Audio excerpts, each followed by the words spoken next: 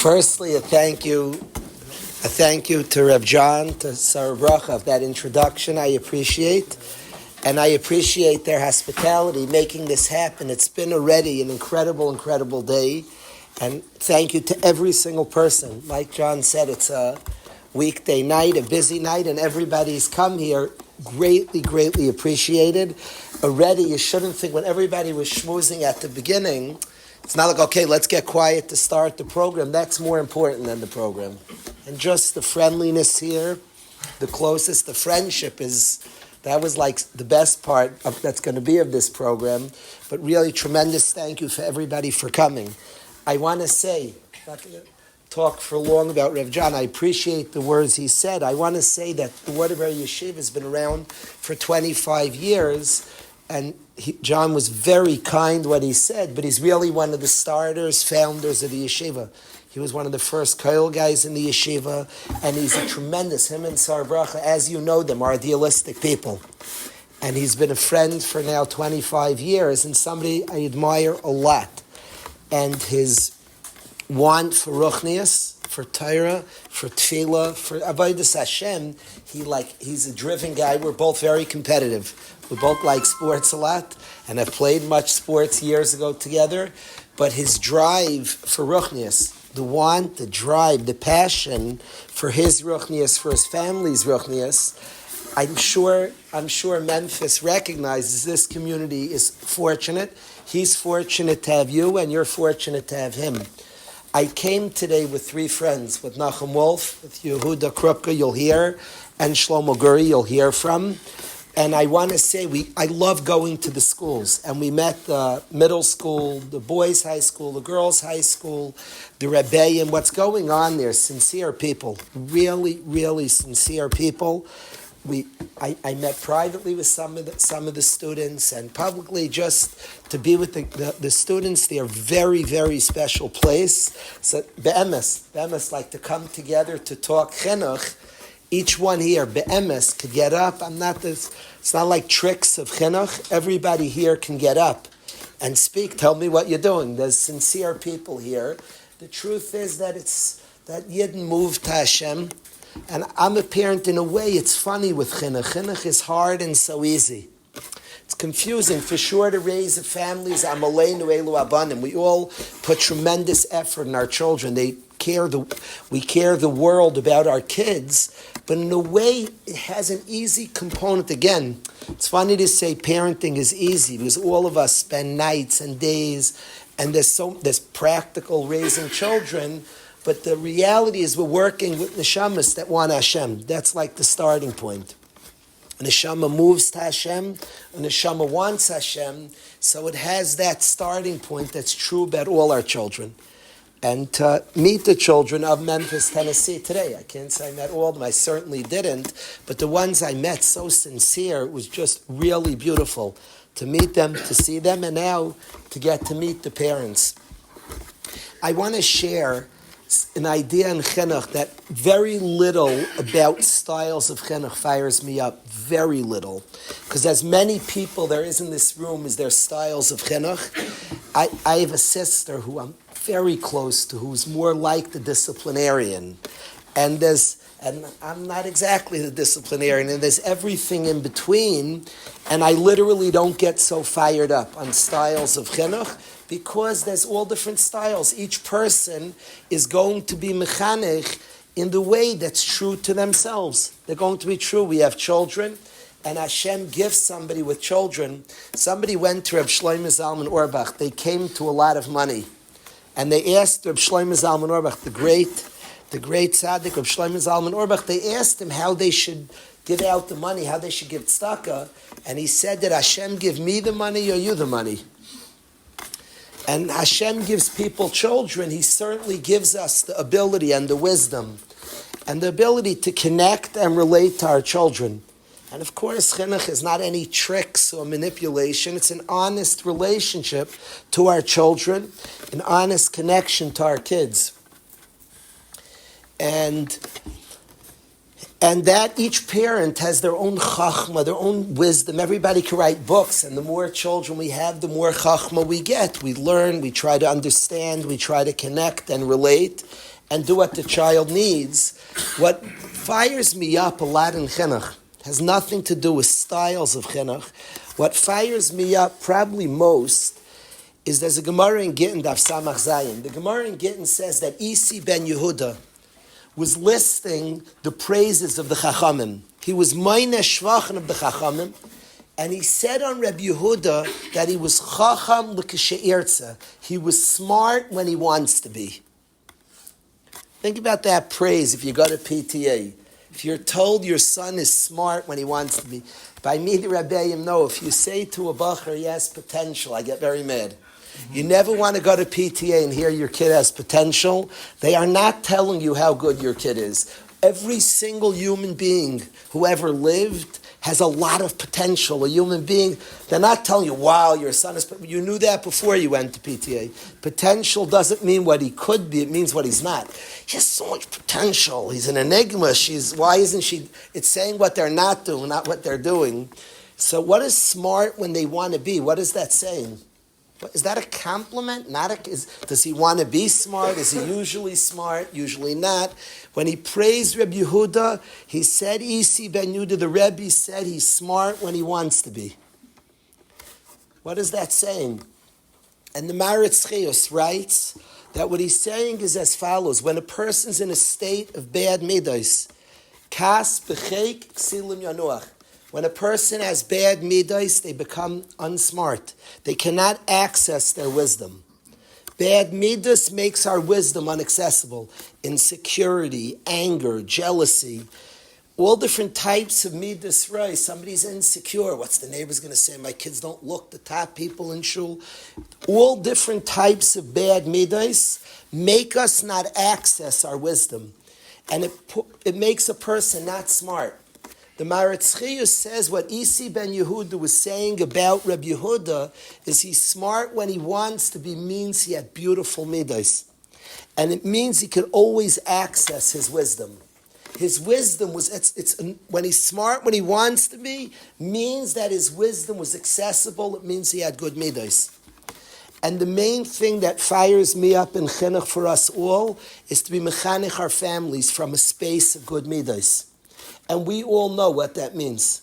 We know when somebody's anxious, and again, all of us do our internal work to be mechanech, to educate our children in a space of good midos, of good character.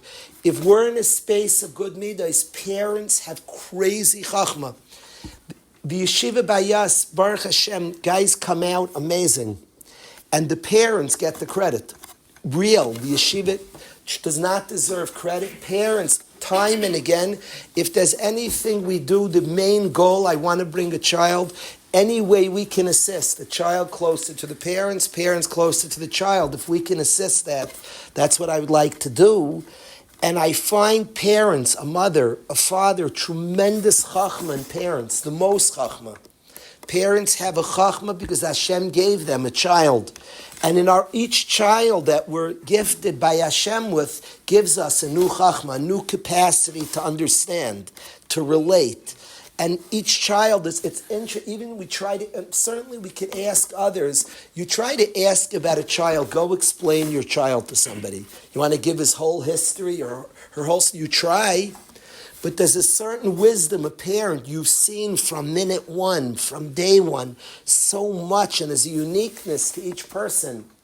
And Hashem certainly gives a tremendous chachma, it's pasha to parents. With the child comes a chachma. But what I am fired up is it has to be from a space of good midos.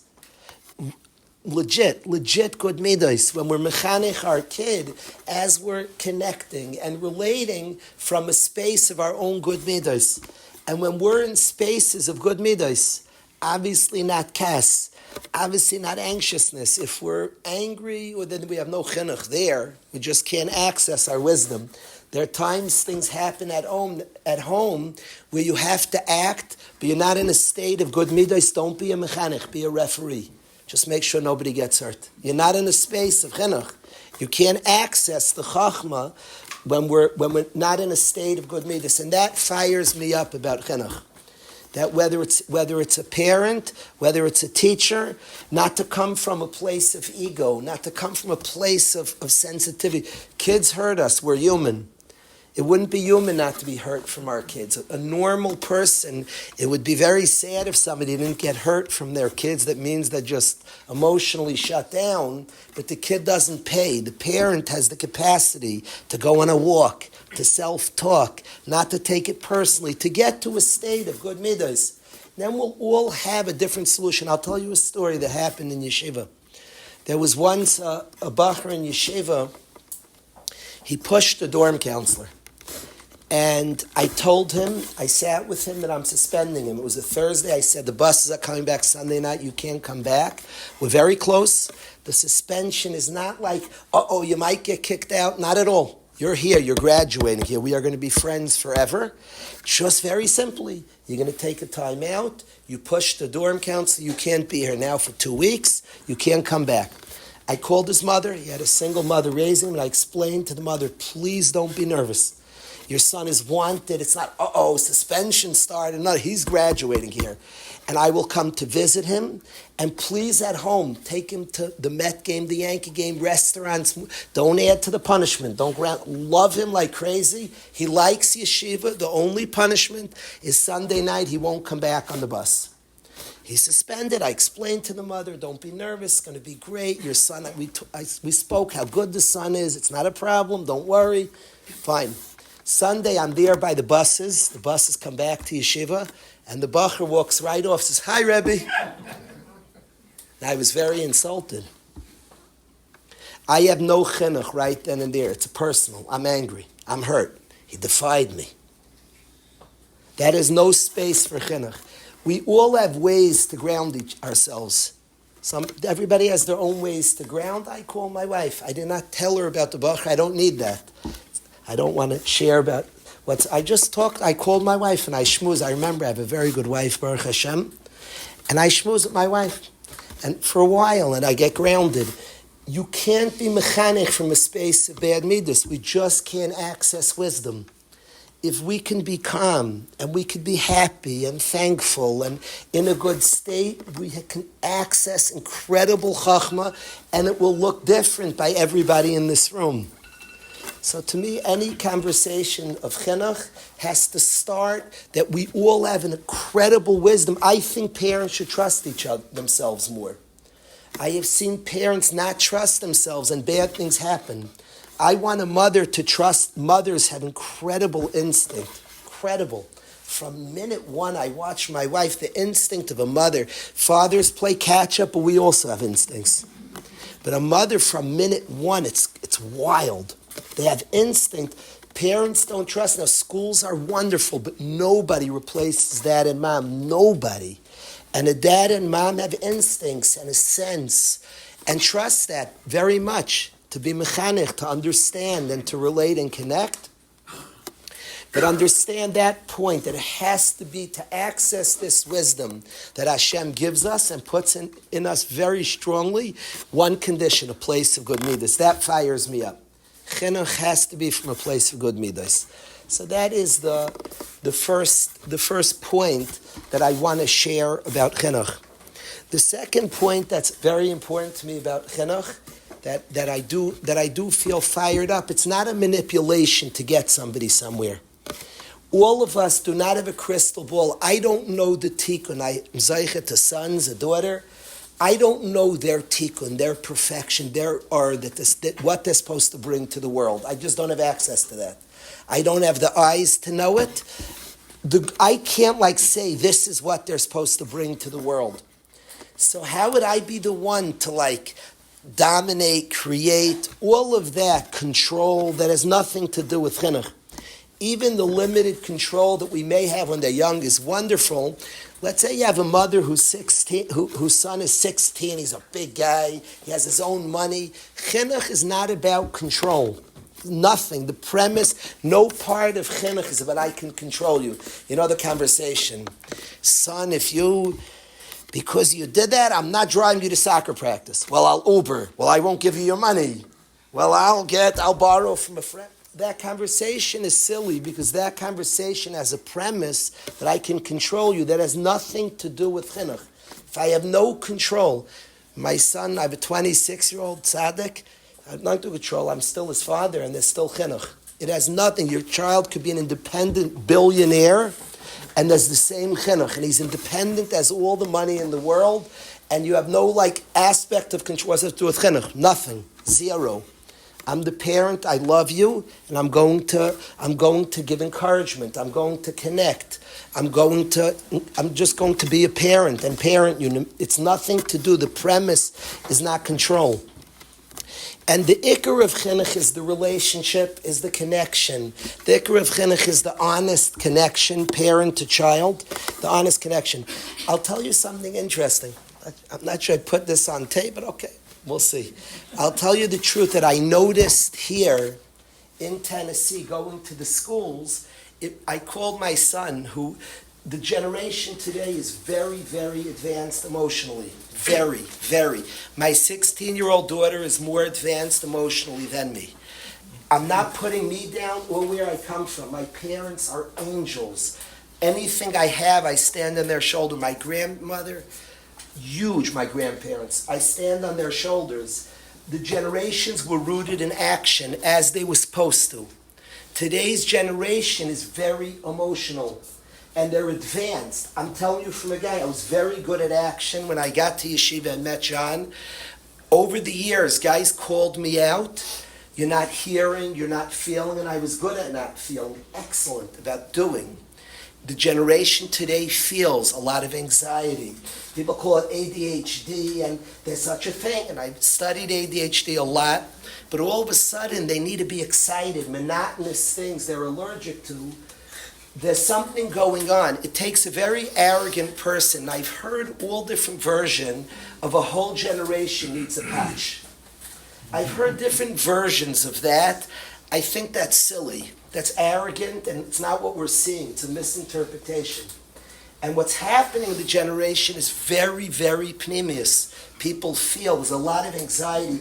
I watch in families for 100 years, they were doers. And then, eureka, the anxiousness of my children is me ignoring my inside. That's my story. This guy, Daniel Kalish's story. It's the story of a generation that's feeling a lot. And learning our generation in chinuch, learning to feel somebody else's thing, I have to feel my own stuff. I have started to look in slowly into my own story, to lean into my story. Now, leaning into your story, when you tell, my wife says, people don't know what you mean, lean into your story. What does that mean? Every single one of us in this room has a story. I did not know my story when I started in Waterbury at all. And really, till I started a high school, I was asked by Rabbi Kaufman 16 years ago, I did not know my story. What does that mean? I wasn't dumb. I could tell you where I went, what schools I went to. I could tell you about a lot of things. The story is what's happening inside. We're sitting here, we're a lot of different stories here, what I'm thinking, what you're thinking, the experience inside, from insecurities to all different type of inner things that are going on. 8 billion people have a story. Understanding your inner workings, what's happening. There's a generation today that's in that space. The way to connect and relate to the generation and to connect is we have to lean into our own stories and understand ourselves. You can't feel and be present to somebody else if you're not present in your own. There's a disconnect, an extreme disconnect. And this is to me, this is the task of our generation. We want badly to connect to our children. We have to look in and examine our own stories, our own situations. It comes out in many, many different expressions of it. Many examples of it. Don't be afraid. Lean in. What's happening inside? What's going on inside? I'll give a very mild example. Very mild, but just to bring it out, it extends way beyond this. I went with my daughter. I went to bring her to the mall. She wanted to do her nails, and I brought her to the mall. She's taking care of herself, and the mall in Waterbury is very empty. Since John and Farbreng have been there, a lot of stores have moved out, as is the way of malls. I think today packages show up. That's how we all shop. and at least our young ones do. And the mall is very empty. My daughter's in there, and I'm walking around. I was on the phone with somebody, with the bacher I'm close to, who's in Florida. I'm talking to Aaron. And an inner city guy comes up to me. I'm not a racist. I like Goyim are wonderful, Chaviv and Adam, and all Goyim I like. This person comes up to me, strong guy, and at first he was coming very close. I thought he wanted a hug. With big huggers and Waterbury, and no problem. So I was like, going to give him a hug. I was like, how does he know? Like, it was the mall, we're pretty far from yeshiva. But we're huggers, that's our type, so no problem. But as he got closer, it wasn't the hug he wanted. He comes nose to me and says, "Get out of Gaza." I'm a quirky guy. My first thought is like he thinks am I the prime minister? Like my big connections to Bibi. So that's my first quirky thought, to be honest. But then I saw he was very serious. I got very scared, and he screamed the second time, "Get out of Gaza." He then spit on the floor and said a third time, "Get out of Gaza." Now I was shaking. Aaron's on the phone. He says to me, "Rebbe, are you okay?" I'm just thinking like, "Aaron, you can't help me right now." Like he's in Florida. It's like, and I'm like, I thought it was going to be a fight. I thought he was going to hit me. And Baruch Hashem, he walked away. But I had a very, very shameful thought. And inside I felt, "Bibi Netanyahu, please get out of Gaza." That's what I felt. Now, I promise I can ignore my feelings. I can get a letter in the mail, Mr. Daniel Kalish, and say, "I don't care." But let's say I do. Let's say I do care. I don't want to care, but I do care. I don't like pretend. The guys have taught me, don't say you feel what you want to feel. Feel what you feel. Hashem made us right. Feel what you feel and work through it. So if I feel something, it's a shameful thought.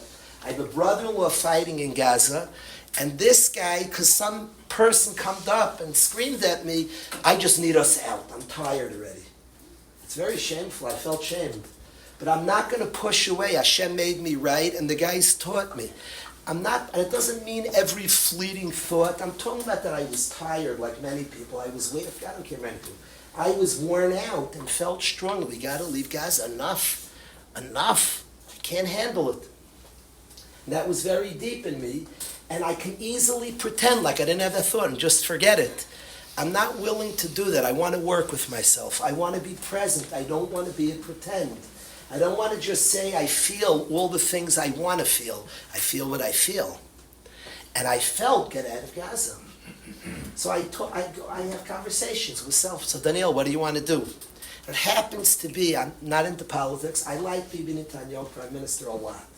I don't know politics. I like him a lot because he's a Yid who most places in the world would not be invited and probably be killed for he's a Yid. I like him. He can come to Waterbury if you meet him any time he wants. He's invited. We will hug him, sing with him, dance. Anything he wants, he can get. If you ever see him, tell him. I like him a lot. And he's welcome by us anytime. So I decided I want to call the Prime Minister, Bibi. I want to speak to him and tell him to get out of Gaza. I just can't handle it. I made the decision. It wasn't easy to make that decision. But I was honest and I decided to call him. And I'm going to call the Prime Minister and speak to him. I'm Dan from Connecticut. I just can't. I can't anymore. First I want to tell him which I like him. Thank him for being there for Yidden. What he has on his plate, wow. And just thank him and tell him, here's a Yid, I'm with you. And then tell him, can you do me a favor? I can't anymore. I can't. My son was chased into his car at the gas station. A guy almost punched me. I can't.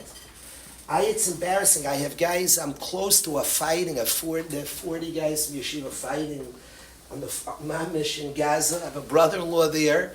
But I hear. They're all amazing. I don't know what to say. I'm shamed. But this is me. I don't know what to do. I decided to call him.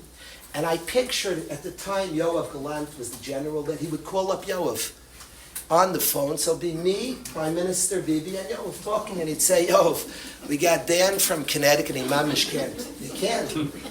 And Yoav, we'd speak a little bit. I would thank Yoav, and he would say, you seem like a wonderful guy. Okay, we'll leave him. Okay. A little bit of a delusional guy. I sit here, and they're going to leave Gaza. And I'm picturing they're leaving Gaza, but there's one problem. They're all getting out of Gaza. The prisoners are there. Hostages are there. And they're right there. They're feet away. And I'm picturing them walking out of Gaza. And I'm thinking to myself, what about the hostages? I decided not to call Bibi, and I started praying for the hostages. Much harder, much harder. Started praying. They're Yidden sitting. They're Yidden, our people.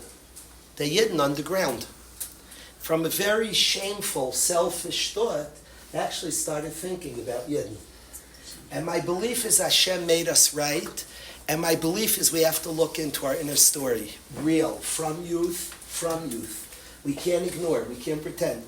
Now somebody could say, but people did it for 100 years, they were supposed to. They did what they were supposed to. Now I know, because that's what happened. They were beautiful people and they were builders. Today's generation, it's not a shita. It's not like a good plan. It's just pasha. I've learned it from my children, and I learn it from the guys I'm with.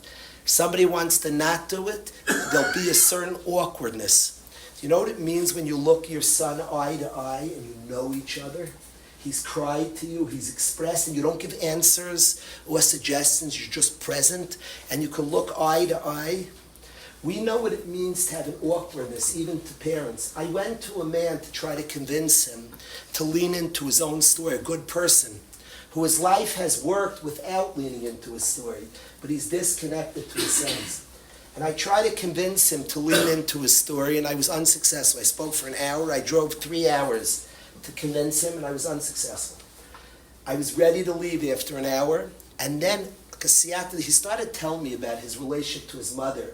He described they only have small talk, there's a separation. And I said, you're an intelligent man, does it bother you that you're not close to your mother? Why is it awkward? Did God make a bad world? You and your mom, you should look at each other and you know each other.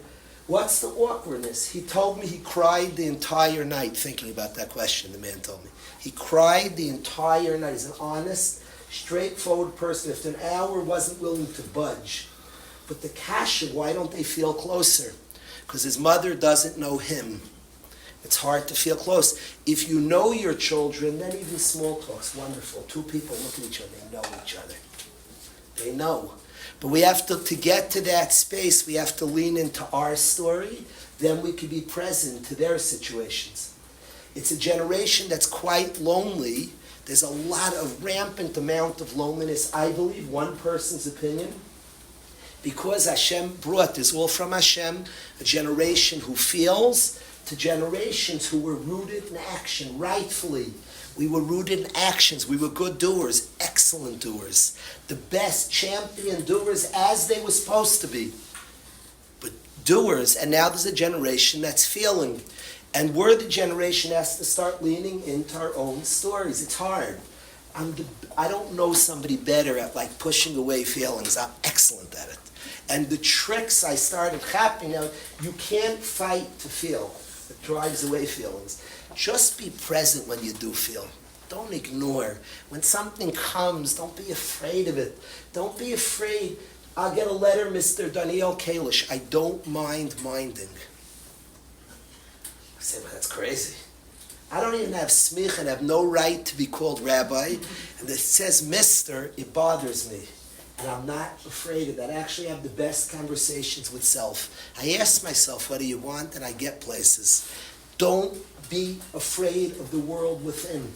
Visit it, feel it, process things within, and then we can connect to a generation. We want to connect to our children.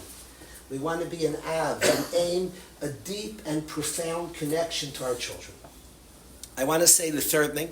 I think I'm eating the time for questions, which is not fair, but I want to say... I have all night. I want to say my final ha'ara, then we'll do a song and then questions. But I want to say my final ha'ara, that many, many people, the energy of chinuch, we all have children, everybody rightfully dreams of our kids being God-fearing and loyal to Hashem, the Messiah we have. We want that for our children, rightfully. 100% that makes sense. Sometimes the energy of chinuch, I don't want my child saying when they're 25, I don't want, like we're afraid, I don't want to make the mistake. I don't want them feeling, I want to say that the main energy of chinuch, there's a tremendous light in the world of kindness. Chesed is powerful. Olam Chesed Yibana, the greatest in the world. Mashiach times the main amud of the world is Chesed. And there's a massive importance of Chesed. Hashem made a world of kindness. And of course, all of us relate. We come from Avram Avinu. The power of Chesed. My Rebbe, the Rebbe of my life is the Skalena Rebbe. The Skalena Rebbe was somebody I read up about and heard about. And he was somebody who cared about Yidden to degrees that was wild. He had an organization, Chesed LaAvram. He would help Yisayimim. He would help Yidden in difficult straits. He was all about his people. In Romania, what him and his father did for our people is crazy. I'm going to tell you a gory story that's 100% true. I'm saying it not, I don't like bringing something sad or not good to think about, but it's just to hear about the Rebbe. The Skalena Rebbe was caught, he was helping, Romania was communist, and he was helping Yidden escape, survivors of the Holocaust. And he helped Yidden escape, and at one point he was caught. And the police were beating him up to death. He was gushing blood, they were killing him. They said, you must tell us who's involved in this getting Jews out of Romania. They had him hanging upside down by his feet in the police station and were beating him to death, saying, tell us who told. And he wasn't saying. So they called in his father. They thought the father and son would see each other, would push the Skalener to the father would say, son, just say. And it would push him to say. He says to his father, hanging upside down in the police station, he says to his father, Tata zarg zichnish, he's gushing. He says, don't worry, Dad, I never in my life will hurt another Yid. You know I will never in my life hurt another Jew, never. Of course, I'm not telling. That's what he said, hanging upside down. We only know this story because when he got engaged, the Skalena Rebbe, his father said to his Rebbetzin, I want you to know about your chassan. And he told her this story. And late in life, she repeated the story to Klal Yisrael. The Skalena Rebbe loved Yidden. I had a situation in my family with somebody, we got scary news from Sloan Kettering, and I got very scared. And it's a din in Shulchan Aruch, it comes in the Gemara, you go to a tzaddik, you go to a chacham to pray. That's what you do.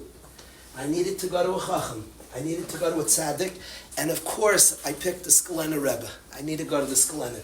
He loves Yidden, he'll feel my pain, and he'll pray to Hashem. Somebody who loves Yidden, Hashem likes. The Siyas Hashem, Ein HaKadosh Baruch Hu Oivel Misha Oives Yisrael. I'm going to the Skalena. I put my wife and I put our kids in the car, and we drive right to the Skalena Rebbe. I will never forget my whole life, the person before us had donated a kidney. The Rebbe was going wild, being mechabed, jumping up and down, calling people to get brachas. A Yid made himself bitzar, pained himself for another Yid. The Rebbe was going crazy. I'll never forget the picture, because that's what I loved about the Rebbe. I told the Rebbe what a doctor told me. The Rebbe went. I said, I was shaking. The doctor, the biggest doctor, the second time went like this. He said, I don't even want to talk to you about it. I want to talk to you about something else. He speaks to us. My wife and I look at each other like this. The Rebbe was right. The doctor later changed his mind. It was, but the Rebbe, to go to the Skalena Rebbe who loved Yidden and was celebrating a Yid who caused himself pain for another Yid, my wife and I was zeichet to see him celebrate a Yid.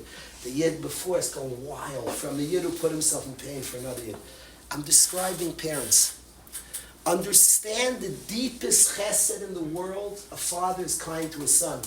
One of the saddest phone calls I ever got in my life, because of the distortion, a father said to me, I'm doing this ski trip with my son. What should I ask for in return? Shem Yerachem, Shem Yerachem. You're a father doing to his son the most beautiful thing in the world. The deepest kindness is a father to a child, a mother to a child, parents to each other. The Iker Chesed, it's a pasuk, Goimel Nafsha Yesh Chesed. Rashi says Nafsha is Mishpachtei. The main Chesed is the family. The energy of raising children is to be godly and have Chesed in the world. That's the main energy of a home. is the kindness that unleashes. A mother taking care of her daughter, a father taking care of his daughter, a mother to her child, parents to each other, the chesed in a home, that should be the main energy.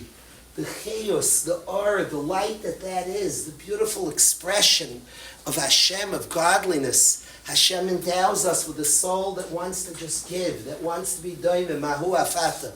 And the yid giving and sharing, that's the energy of chinuch.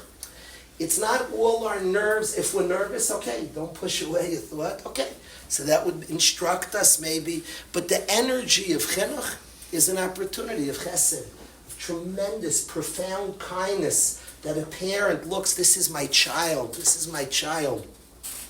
That's the energy of chinuch. There's a Ishbitzer, an amazing Ishbitzer, who says that Yitzchak was good to Esav. It says, Kitzayid befiv. Rashi says that Esav fooled Yitzchak. The Ishbitzer writes, Kitzayid befiv is that Yitzchak was ensnaring Kaviyachal Hashem. The deepest prayer of Yitzchak's life is, that's my son, I love him. Has nothing to do with a nachas machine, nothing. That's my child, I love him. And of course that's ensnares Hashem Kaviyachal, we're your children, Hashem. We're your children, Hashem. And the energy, the beauty that a person's bringing to the world is my child. Now, of course, there's all its chachma, and we have dreams for our children. That's wonderful. That's amazing, right, and wonderful. But don't lose that energy of the great chesed in a home, goimel nafshay, a parent taking care of a child. That's my son. He's my child, and I love my child. And we unleash. I would be nauseous if my son called me from Eretz Yisrael. He's in Eretz Yisrael. If Hudi said, Tati, I was a good boy this week and I have $200. I promise I want to give him $200. It has nothing to do with his behavior, zero. He's my son. He's a wonderful guy. He's a very good boy. I love him. He's my son. That's my son. That's my child. And with the Rebbeinu Shalom's children, the unleashing that a person brings of godliness, we're endowed with a neshama that wants to give, that wants to share, that is the possibility of a Yiddish home, a house full of the ultimate chesed, the deepest kindness. Maybe in a secular view, America is a beautiful country of kindness. Maybe there's a view that kindness from far is like the deepest kindness. Vayas karav kaidem, the closer is first. The kindness to our children, to our wives, of course it spreads. But I wanted to speak about that energy of our home in chinuch. So those are some points that I wanted to make about the topic of chinuch. I spoke way too long already. I'm going this before questions. We spoke way too long. You didn't sitting around, there should be songs. Shlomo and Yehud, if you can come forward.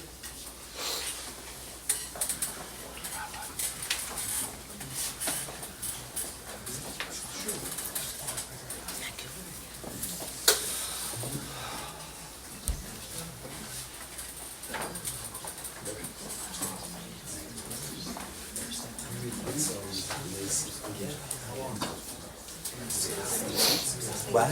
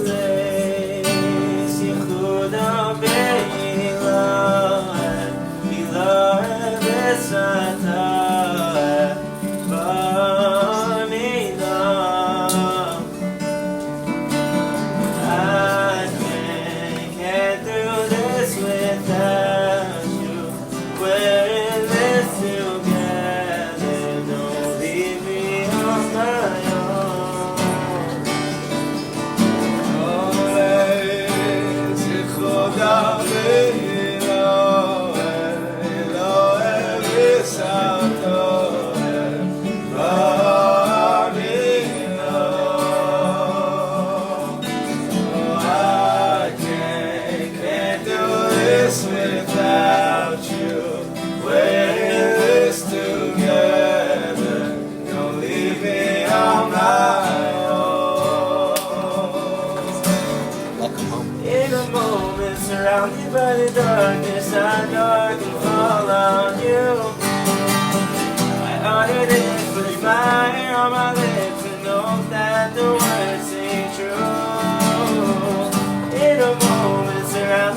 the darkest, I know I can fall on you.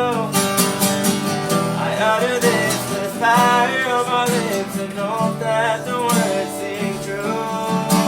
Ribono shel olam, Nika Rakoka, Eneni Mukhan U'Mezoma, Eneni Mukhan U'Mezoma, Ribono shel olam, Nika Rakoka, Eneni, Eneni, Eneni,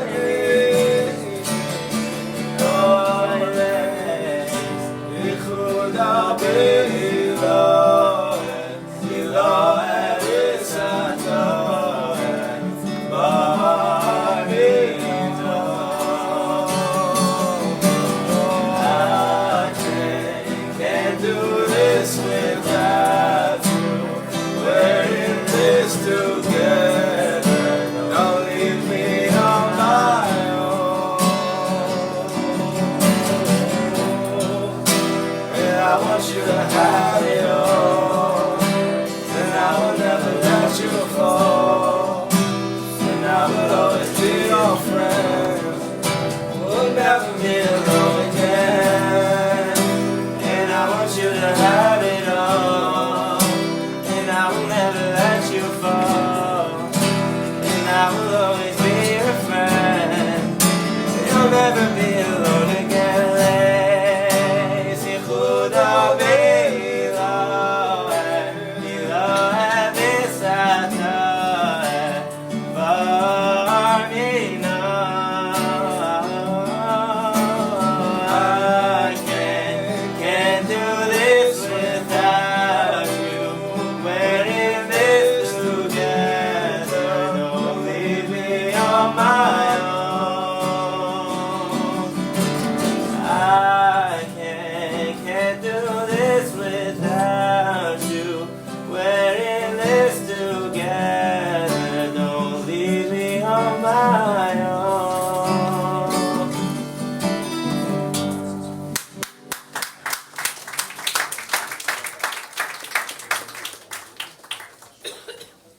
There's a song that Shlomo plays and Shlomo Guri, Yehuda Rupka, and yeah, they deserve it. Cheers. I want to thank them both. They both are very, very busy learning dorm counts in yeshiva, impacting and doing a lot in yeshiva. And I'm just honored to come here with them and sing together. There's a song that they sing about David HaMelech, Klal Yisrael's grabbing onto Tillim. In the situation we've been in the last year and a half, we're grabbing onto Tillim in a beautiful way. And there's a song about David HaMelech that I'm going to ask Shlomo and Yehuda to do.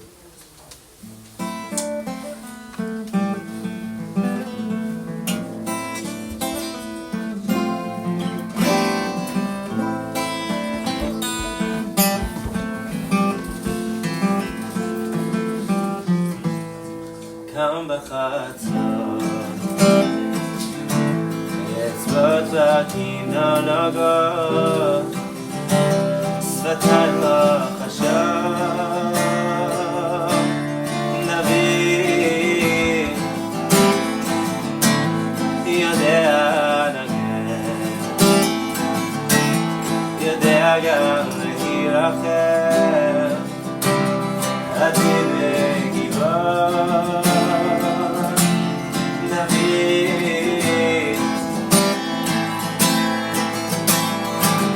David Abdi Nasir Lahem Le'olam Le'olam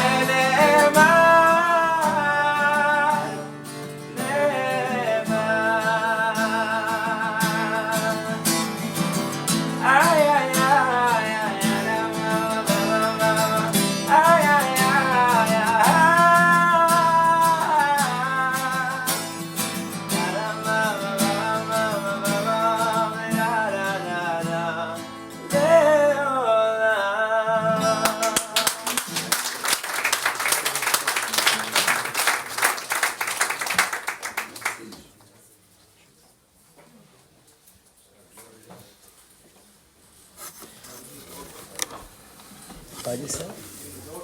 Ah, of course. Everyone can sing. Let's all sing together the Barditchev. It'll be funny. A group of Yidden gather together. I don't like being weird. A group of Yidden gathering together, not singing the Barditchev, is to me is strange. So I don't want to be strange. Let's sing the Barditchev together. Let's do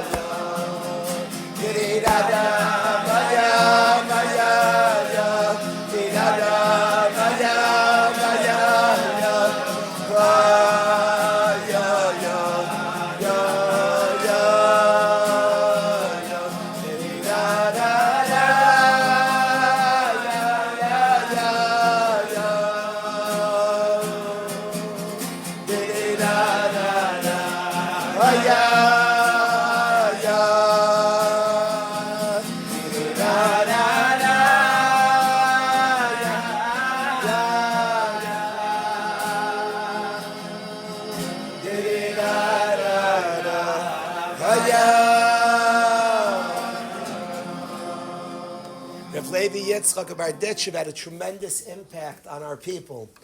And he would go Elul, when many people turned inward, he would go out. He'd go out to places in Russia, people were very distant from Hashem. By Rosh Hashanah, people by the hundreds followed him to Tkiyah Shofar. And the power, having read his Torah, trying to study the Barditchev, I believe his power is what he saw with his eyes. Reb Nachman says the biggest impact on another human being is how you see them. What you see in another person is the biggest impact. And the Barditchever saw big people. He had Einayim, he had good Einayim. Avram Avinu, where we all come from, Avram's power was Ayin Tov. He saw, it doesn't say Ayin Tzaddik, he had good eyes, and he wasn't distracted by externals. He wasn't distracted that way. He had an Ayin Tov.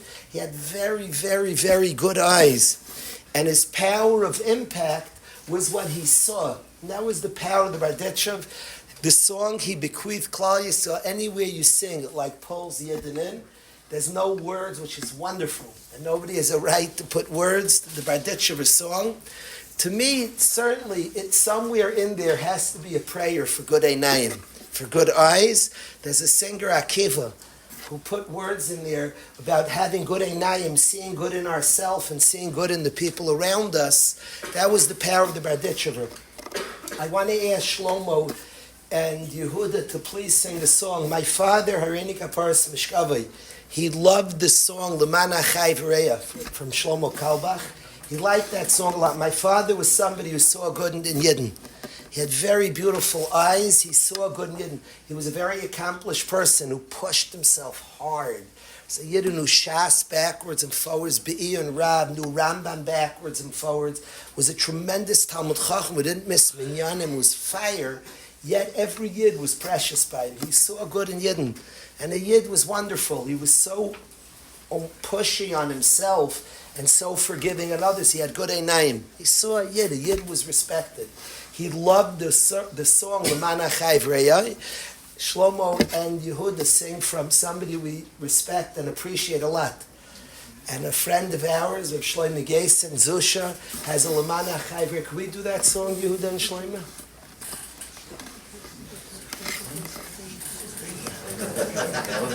I'm sorry, Shlomo.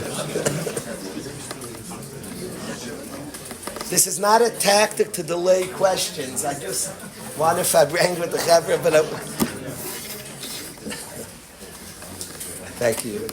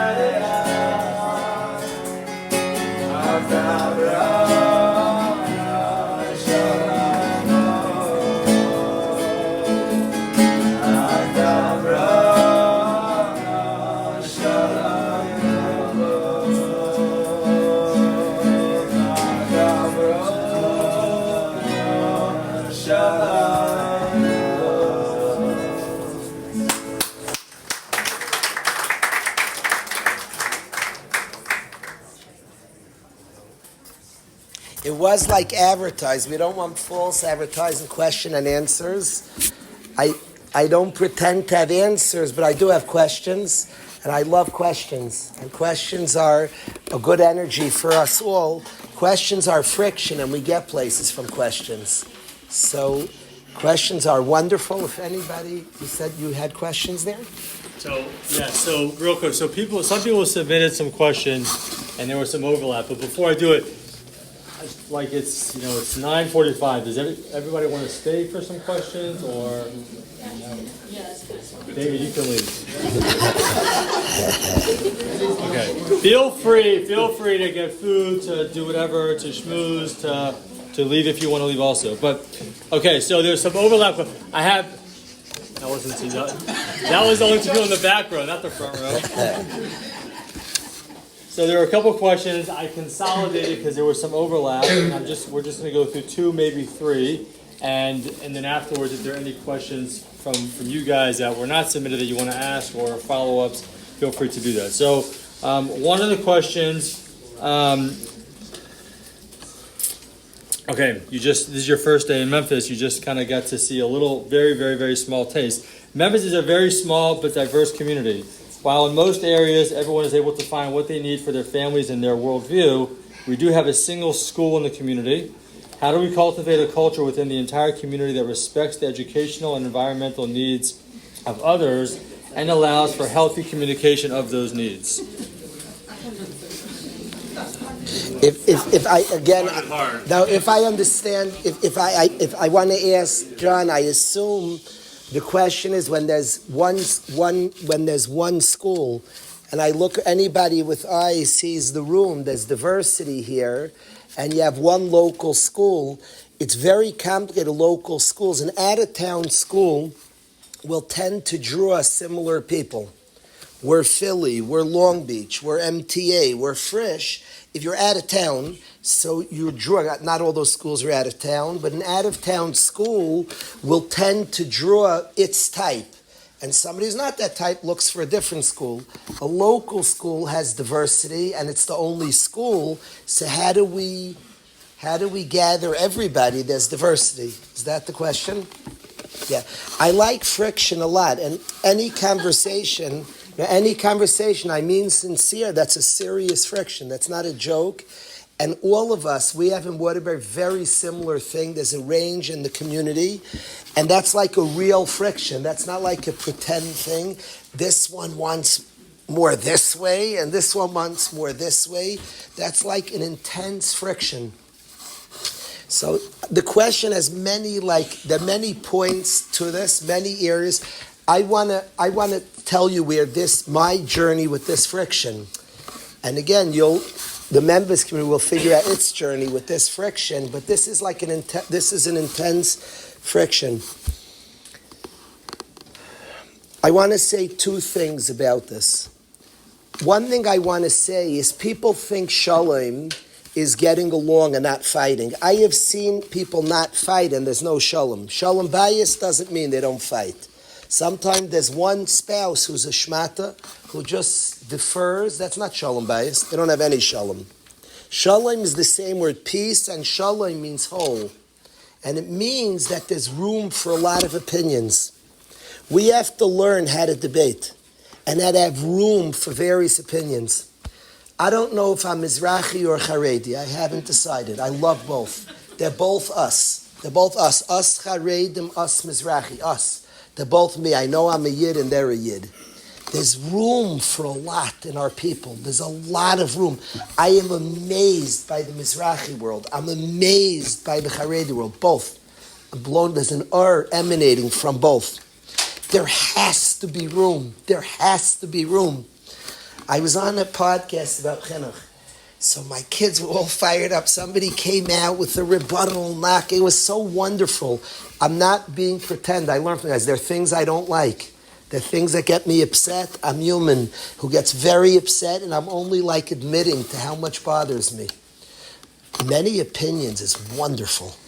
And we have to learn how to have a beis medrash full of opinions. It's wonderful. Hillel and Shammai were severely disagreed, and yet their children married each other. in this sugya has to be room for diversity. What do we do? But the same school, there's room. It's tragic when there's not room for a lot of opinions. It's tragic. It's really tragic if there's not room for a range. Then we could figure out how to work it, but that there's room for diversity is so important. I'm going to give a small example in shuls. I have a shul. Every shul, and I'm oversimplifying, is made up of the on time. The on time guys want shul to start on time, has to end on time. They don't want a lot of mishabeirachs. They want quiet, decorum. The on time chevra, they're amazing, and that's a whole group that's so special. The Yera Shemayim, the integrity, the majesty, the energy, the seriousness of the on time guy. That's one guy.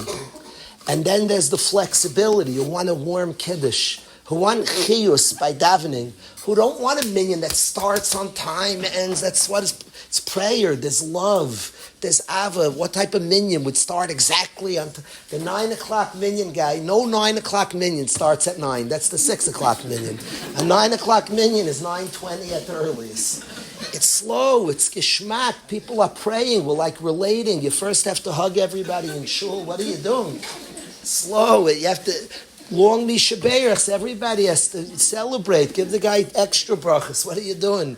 He has people to bless geshmak. They're the flexible people who want shul. It is sad if shul can't have both of those people. Tragic. They have to learn that we need both. Can't fathom what would be without the on-time guy. Can't fathom what would be without the flexible guy. And I won't tell you which place I fall. But we need both. We need both in a shul. It's pashut. And learning to have diversity is one thing that I want to say. I want to say something else. In yeshiva, we have in Eretz Yisrael, we have this gathering of the Waterbury Chevra. There are guys, there's a guy who comes, who learned in yeshivas from the biggest Talmidei Chacham in the world, under 40. That's my belief. Guy knows Shas, Paisket, crazy amount of Torah. He comes with an 11th grader who flies with me from America, who's struggling with marijuana and with Shabbos. So somebody asked, how do you have the Shabbos together? How do you have the Shabbos together? You're here, what is this? What's this gathering? And I want to say, and I didn't finish the statement before, but I want to finish it now, what I saw today in the schools. And it's something that reminded me a lot of Waterbury for different reasons. There's a laid-back calmness that's in Memphis, Tennessee, and a rah-rah person, just coming, let's go! An old-style chinuch will not work here, won't work. Somebody comes, geshmak. Do you know Waterbury guys will make fun? They're not make fun of anything, but they struggle with a warm Rebbe. A warm Rebbe is like an allergy. They'd rather a mean Rebbe than a warm Rebbe. A warm Rebbe sounds like patronizing. He's very warm to the Nebuch kid. Stop. Don't be warm, don't be mean. I actually saw in Memphis that the guys just won an honest, hi, good morning. And they'll sincere, authentic. The kids are amazing. They remind me for different reasons, for different journeys. It's not about what worked when we were youngsters was a more rah-rah. A good mechanic was geshmak. I promise, they don't want geshmak. How are you? Whoa. Please, not. They don't want that. I was very comfortable here because guys were very, very honest. There was a certain authenticity. What would work, I met the mechanchim. I met Rav Rassman, I met Rav Safir, just sincere people, beautiful. I sat with Rav Safir, am I saying the name right? Rav David. I watched him with his Talmidim. It was to me, there's the dream mechanech in the country. But you know why? Because authentic, because he's not trying to do, he's hi, him and the guys, they were really connected, nothing, he wasn't trying to, none of that. Good morning, how are you? Two people human beings, two humans connecting, trying to connect, healthy. It's very similar to what authentic would work. And I want to say, when people look externally, how do you fit with him? That's so fake. I relate. A guy comes to yeshiva, has no yarmulke, has long flowing hair. We connect a lot. Who's bigger? I have no idea. I have my stuff. He's got his. Who has worse stuff? I don't know. I have no idea. If you have eyes to see souls, tikkunim, what our tikkun is, I don't. And then two souls meet. We have a lot in common. We relate. My people pleasing insecurities and my stuff, and he has his stuff. And two humans like really meet. And I'm inspired by him, he's inspired by me, and that's it. Please don't fall a lot for externals. We're much more similar. We've traveled around for a year and a half now. Our people, I'm very close to the Satmar and Williamsburg community, very close, but getting a kesher to plenty of Yidden there, and Yidden in Teaneck, and Yidden in Brooklyn, and 5 towns. Now we're meeting the community. Yidden, I don't look so different. Shvach. We're not an external people. Don't buy in so fast. So when people describe it, there's so many types, then I answer we're pushed more to authenticity. The guys in yeshiva, when AI started becoming a thing, the whole yeshiva gathered, and all the guys started saying to schools, na da da da da da da na na na na, goodbye. School's done. That's it. AI. What work could you do? They just do AI. It's all over. The only thing left is authenticity. Hashem's bringing us somewhere. That you can't AI. 2 people connecting. 2 people speaking. We look at internet, all the different things on there. So what hope does a teacher have? Connection, an honest connection. I promise, nothing. Parents, and certainly we talk about shmira, protecting our kids. The only shmira, certainly have filters, all that, but our kids can get around all the filters. And your kid has a filter and his friend doesn't, and do all the filters. The only connection is touch your kid and be very, very close. Very. That's the only protection I know. Hashem brought us here. It's so annoying. You got to be real. You got to really connect. We got to figure out our stuff. It's so frustrating. Really crazy what Hashem did to us. It's the only answer. So you talk about a city of diversity. We're sitting here. It's been very nice. We sang the Barditcheva. I don't know. Diversity? Some sang louder, lower. I don't know. I'm not quick for that. People have big eyes into Neshamas Yisrael. Besides, you say, but externally we have diversity. A Yid's Neshama is big stuff. You didn't come with the Yiddish Neshama. I'm not nishtaimim on the diversity so much. So I want to say 2 things. Room for opinions, shalom. Real shalom, where there's room to argue, but we argue with respect and appreciation of what each one neshama is saying and bringing. And 2 is sincerity. Sincerity talks through everything. Sincerity unites people of different kinds, and if it forces us, if the differences force us to be more sincere, maybe that's what Hashem had in mind. I watched the schools here. There's a certain easygoing. The only thing that would work in the schools is an honest morning, and then people would talk from normal space, and we would connect and relate and study Hashem's Torah. The Yid likes Hashem's Torah a lot. All Nishmas Yisrael. We're headed to Shavuos. That's universal. Who has more interest in Torah? A Jewish soul craves. Yisrael v'Yirayis Achadu. The Yid and Torah is one. Yisrael v'Kodesh Bricha v'Yirayis Achadu. The Yid has a big soul. So I think there's much more that unites us. So I want to say I'm not being a stupid person. The question is long. The conversations could be for hours. That's why I don't look at it as question and answers. I just want to tell you about my friction with this question. So I wanted to speak about questions bring to answers. This friction of diversity brings me to 2 places, that there has to be space for opinions, 1. And 2 is that the understanding that in a deeper way was much more similar than our differences, much. If we're superficial, oh my goodness, he has this. Come on. See deeper, see better. Then we talk in a place of sincerity that we don't feel so different in this room. I don't know. I haven't felt it. I haven't been feeling it. Now, then somebody, look at Eretz Yisrael. There's so many shitas. Eretz Yisrael's Eretz Tzvi, there's endless room there. The amount of shitas. Every guy in every block, it's dizzying. He's doing a different Afghana. You have to ask, what are you? We're for, against, pro, under. I act like there's so many shitas. It's a land that fits a lot. We're a people that can carry a lot, but under it all is an idealistic people of Hashem.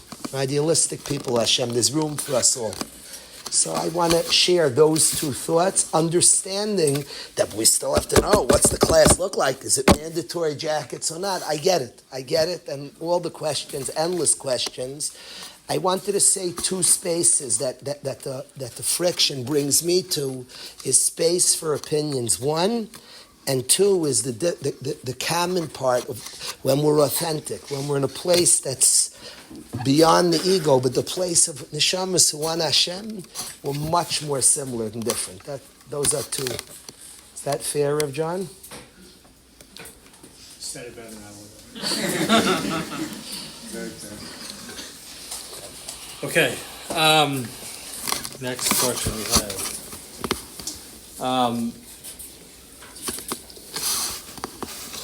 The world is an increasingly selfish place. How do we teach our kids the values of chesed? Is it appropriate for parents to share their own personal struggles, successes in this area? How do we encourage or inspire our kids to do chesed without it being a turnoff for them? How do we include them in our chesed endeavors without it breeding contempt? Should we push our kids to do chesed even if they don't really want to? Wow.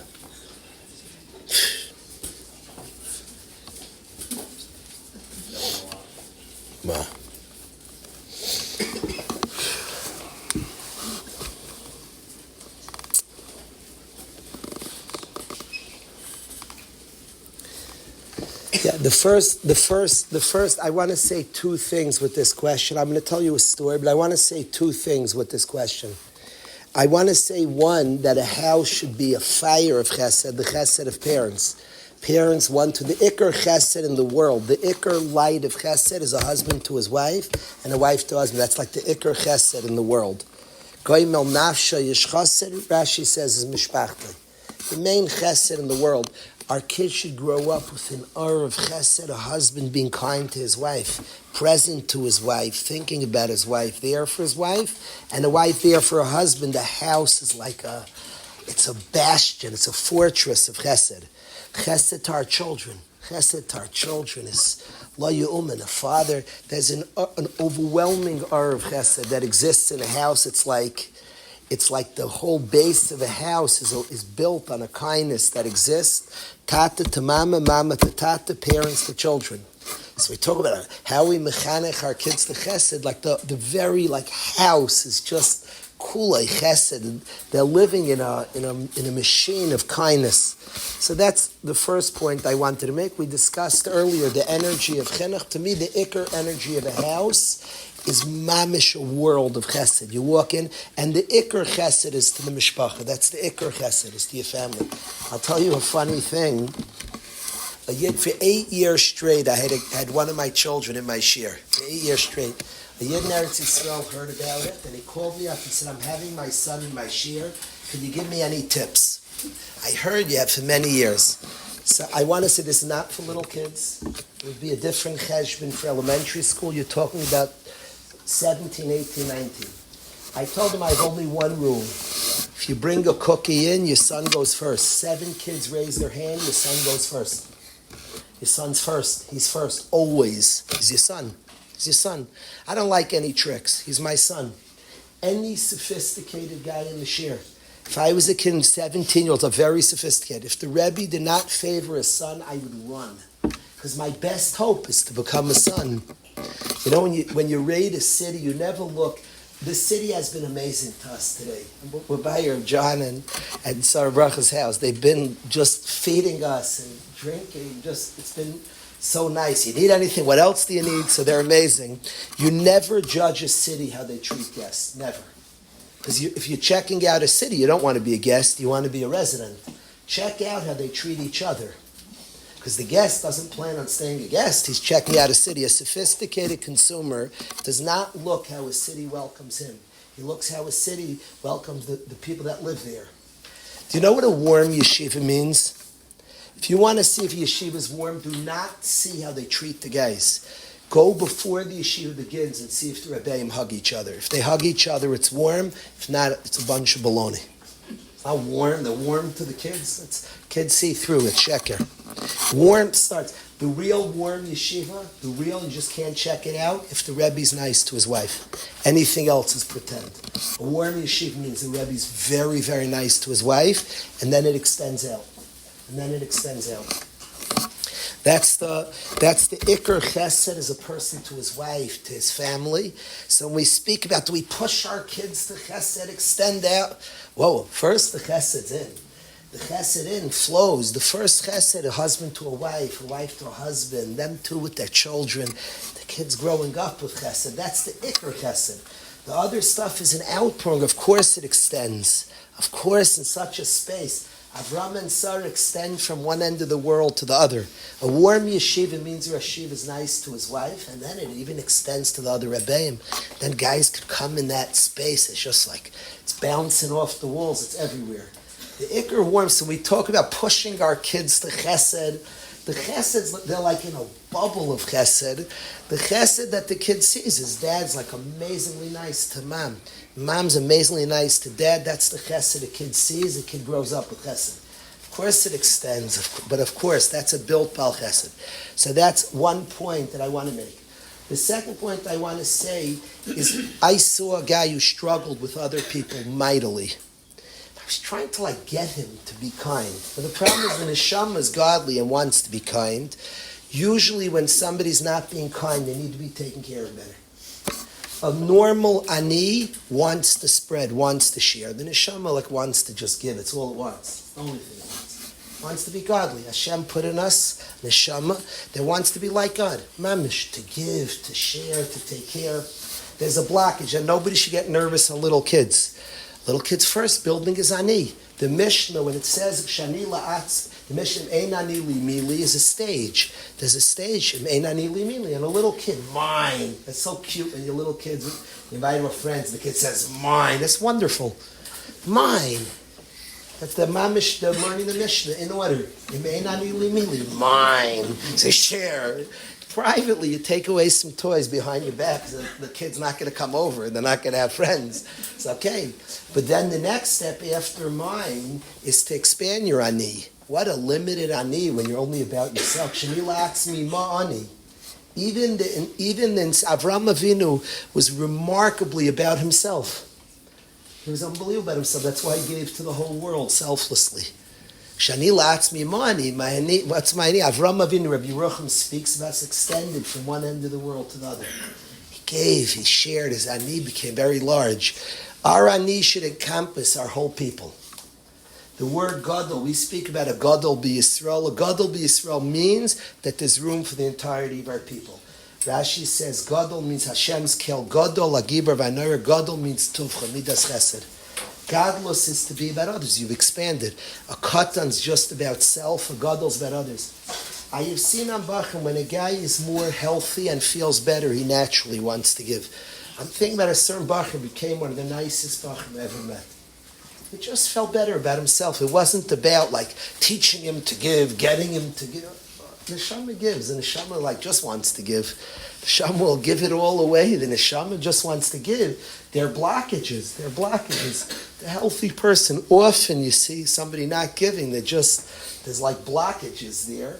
They solve the blockages. Of course, people give. But the main lesson of a home, it's like, how do we get our kids, teach them chesed? Do we stretch it? The house is like a mitzias. It's a building of chesed. The chesed of husband to wife, wife to husband, and to kids. The fact that it extends, for sure, they see it's like a natural flow of chesed. Husband and wife, they're good to each other, two yid, and then there's achnasa sarah, Avram Avinu, Avram and Sarah, and then a third yid comes in. That's how chesed works. Two people, I have watched in yeshiva healthy friendships. There are two types, and every yeshiva has cliques. I would be sad if there weren't cliques in yeshiva. No 180 guys are equal friends with each other. That would be awfully weird. It means nobody's friends. It's normal to his best friends. He's normal. The healthy group, 6 guys are best friends. I've watched it. The whole yeshiva gets closer. Shlomo has a friendship group. He's a friendship. Shlomo Yehud includes my son. They have a friendship group.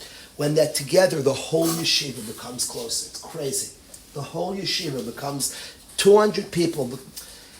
The 6 people that are close in like a healthy way, a 7th and an 8th and 14,000 and a few million more gain from it. It's just what happens. It's Avram and Sarah. And their connection, like the whole world, it's a natural. It's very natural. So to me, a house is chesed of the husband to the wife to the husband, together to the children, and the kids enveloped in that will become balei chasadim. Their neshamas will shine, and of course they'll see chesed to others. That mamish, the house is an energy of chesed. So that's how I see it. Should we get to more songs though? No.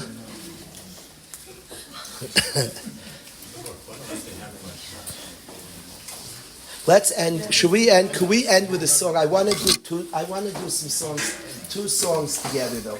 Let's sing 2 songs together, everybody together. Does the Chaver know Kalbach's Vani Bechastecha? People know that? Do you know Vani Bechastecha? People know. Let's do Vani Bechastecha. We can sing that together, Vani Bechastecha.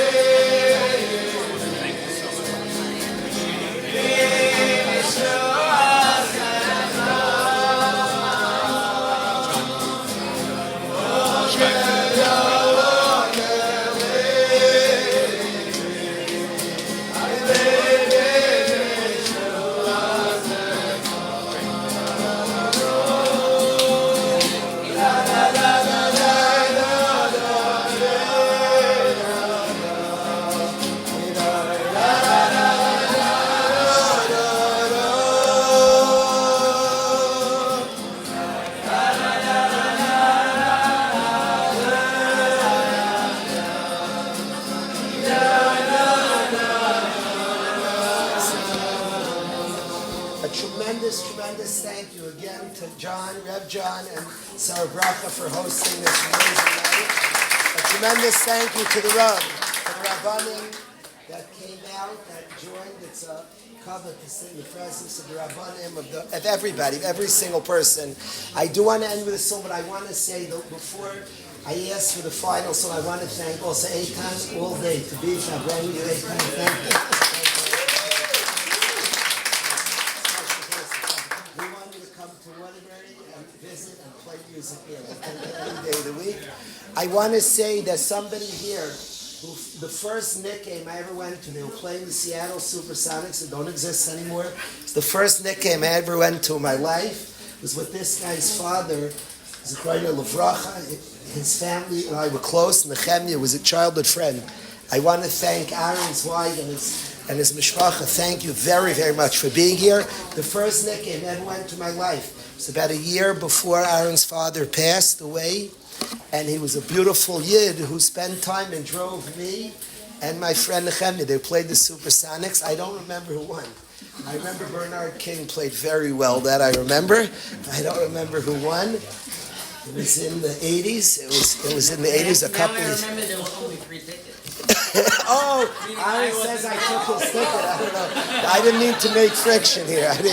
The Knicks weren't very good back in the day, so don't feel bad, Aaron. They probably lost. Now I made like problems here. He's going to call Nechemia. How did he get the ticket? And I just want to thank Aaron and his family for being here. It means a lot to Farbreng.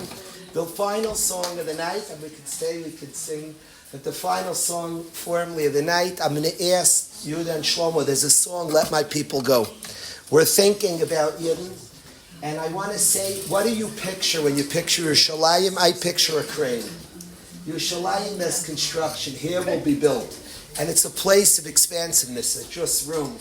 We spoke about before that diversity. In Yerushalayim as room. We say Hashem builds Yerushalayim, Nidche Yisrael Yechanis. Here, the pushed away Yid is wanted. Shalayim is expansive. There's always building new. It's a crane. New things are coming. There'll be yet another building, another structure, another place for more people. So, Shlomo's brother Chaim wrote a song that I think just let my people go. There's Yidden, we want Yidden back, but there's an energy we're not willing to forgo one Yid. It's an energy we want to bring to our schools, our homes, our community. We don't push away one Yid. By us, Yidden are wanted. They're Yidden in captivity. Our entire nation cares. So, Shlomo Yehuda, let's do this.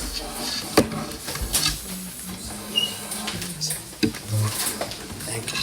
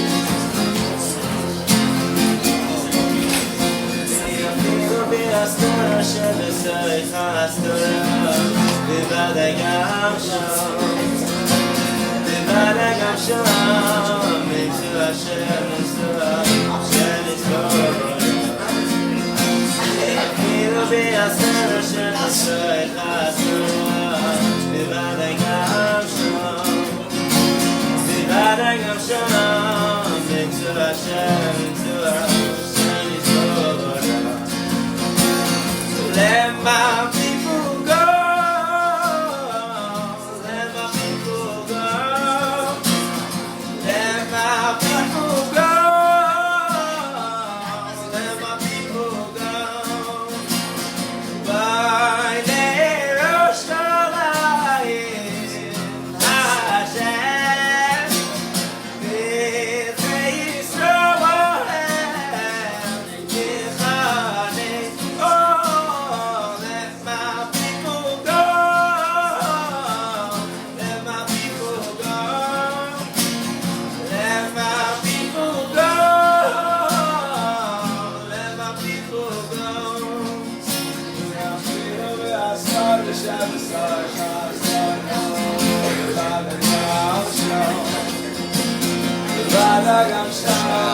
Thank you so much. Thanks so much.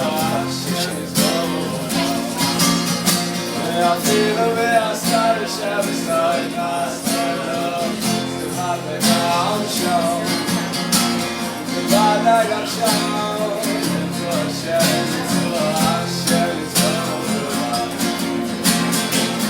my people go. Let my people go. Let my people go. Let my people go. Lord, you can rush your light out of shadow. It is so over. Without us, whoa. Let my people go. Let my people go. Let my people go. Let my people go. Let my people go. Let my people go. Let my people go. Let my people go.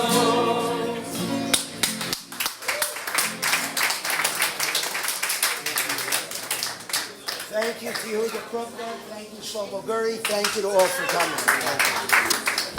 Rabbi Kalish. Without a bar in like 1 minute.